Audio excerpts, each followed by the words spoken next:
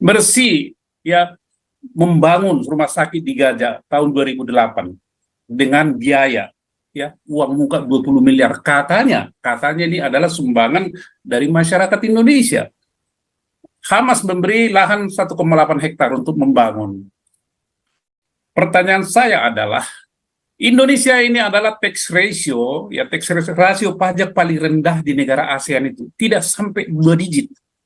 Sementara uang begini 20 miliar lari ke luar negeri dulu dan sekarang. Pertanyaannya adalah, adakah orang-orang yang menyumbang ini dipungut pajak atau tidak? Kalau tidak, Indonesia adalah negara munafik. Ya. Yang selanjutnya adalah PGI.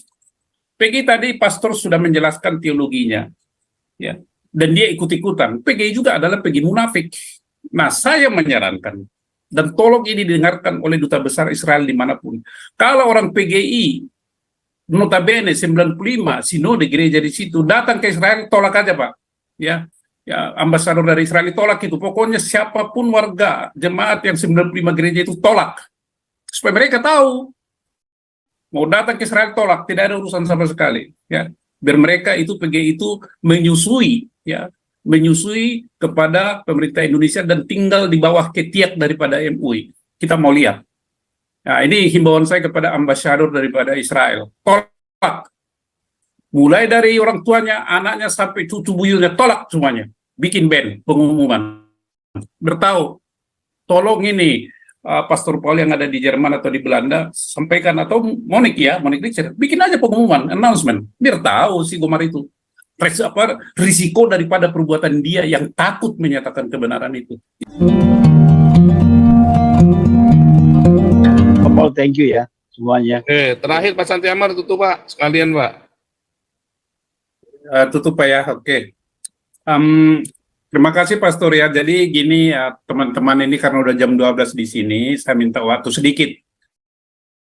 Jadi saya singkat aja ngomongnya, tetapi nanti menjadi satu bagian, menjadi kita kesimpulan. Tadi topik yang dibawakan Pastor Paul adalah masalah Afghanistan, kemudian masalah isu Mercy, kemudian PGI, kemudian sedikit kita singgung tadi masalah Papua, dan saya tambah masalah Mentawai. Ini dalam konteks nanti kenapa Indonesia ambigu ya. Jadi saya sebut Indonesia ini adalah negara munafik. Tapi saya nggak munafik, teman-teman juga di sini nggak munafik. Nah, kemunafikan itu apa? Faktanya satu. Itu Afghanistan mayoritas 80 sampai 85% adalah Islam Sunni ya, mazhab Hanafi. Mazhab Hanafi itu.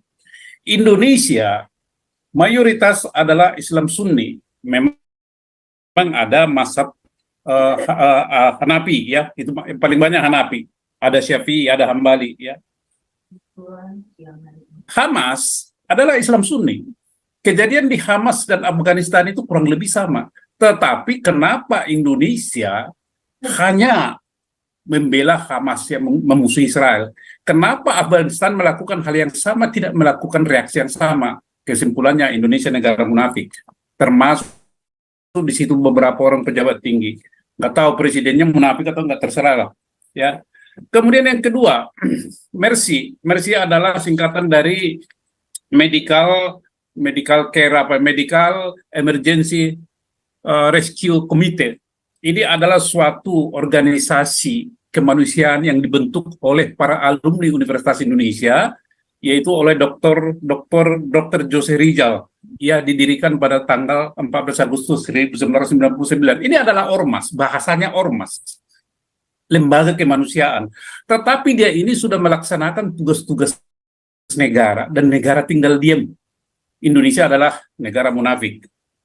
Dia sekarang ini beroperasi, Mercy ada di Rohingya ya, mulai 2017 sampai sekarang. Kemudian di Gaza mulai tahun 2002 sampai sekarang.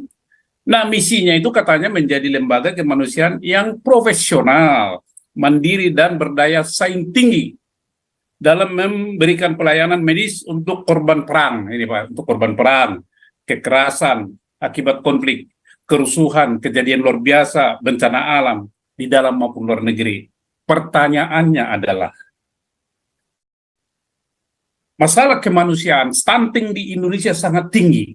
Kenapa Mercy tidak melakukan pembenahan di situ? Kenapa Indonesia juga tidak mendesak Mercy? Indonesia adalah negara munafik. Mercy ya membangun rumah sakit di Gaza tahun 2008 dengan biaya ya uang muka 20 miliar, katanya ini adalah sumbangan dari masyarakat Indonesia. Hamas memberi lahan 1,8 hektar untuk membangun. Pertanyaan saya adalah, Indonesia ini adalah tax ratio pajak paling rendah di negara ASEAN itu, tidak sampai 2 digit. Sementara uang begini 20 miliar lari ke luar negeri dulu dan sekarang. Pertanyaannya adalah, adakah orang-orang yang menyumbang ini dipungut pajak atau tidak? Kalau tidak, Indonesia adalah negara munafik. Ya. Yang selanjutnya adalah PGI. PGI tadi pastor sudah menjelaskan teologinya, ya, dan dia ikut-ikutan. PGI juga adalah PGI munafik. Nah, saya menyarankan, dan tolong ini didengarkan oleh duta besar Israel dimanapun. Kalau orang PGI, notabene 95 sinode gereja di situ datang ke Israel, tolak aja Pak. Ya, ambasador dari Israel tolak itu. Pokoknya siapapun warga jemaat yang 95 gereja itu tolak. Supaya mereka tahu, mau datang ke Israel tolak, tidak ada urusan sama sekali. Ya, biar mereka itu PGI itu menyusui, ya, menyusui kepada pemerintah Indonesia dan tinggal di bawah ketiak daripada MUI. Kita mau lihat. Nah, ini himbauan saya kepada ambasador daripada Israel. Tolak. Mulai dari orang tuanya, anaknya, sampai cucu buyutnya, tolak semuanya. Bikin band, pengumuman. Bertahu, tolong ini, Pastor Paul yang ada di Jerman atau di Belanda, sampaikan, atau Monik Richard, bikin aja pengumuman, announcement. Biar tahu si Gomar itu. Risiko daripada perbuatan dia yang takut menyatakan kebenaran itu. Itu adalah hukuman pertama bagi dia di dunia ini. Nah, PGI munafik. Sekarang apa yang kita harapkan dari Indonesia, seperti Bung Robert tadi ya bicara, saya sangat senang kalau Bung Robert ini selalu berpikir optimis. Tetapi begini Bung Robert, optimisme itu, saya juga optimis, tapi fakta di Indonesia itu begini. Di Indonesia tahun 2022 ada itu pondok pesantren itu 26.975. Pondok pesantren itu adalah mendidik siswa-siswa untuk ahli di bidang agama, Bapak, bukan di bidang sains. Tahun 2022 yang terdaftar di Kementerian Agama ada 26.975 pesantren di Indonesia. Tahun 2023 naik menjadi 36.600 pesantren di Indonesia. Dalam 1 tahun itu berdiri 9.625 pesantren di Indonesia, atau naik 36% dibandingkan dengan tahun 2022. Jumlah siswanya itu adalah 3,4 juta. Ya. 3,4 juta, Pak Robert, teman-temannya. Dan pengajarnya itu ada 370 atau 3.700 ini. Coba Bapak bayangkan, kita sudah bicara ya.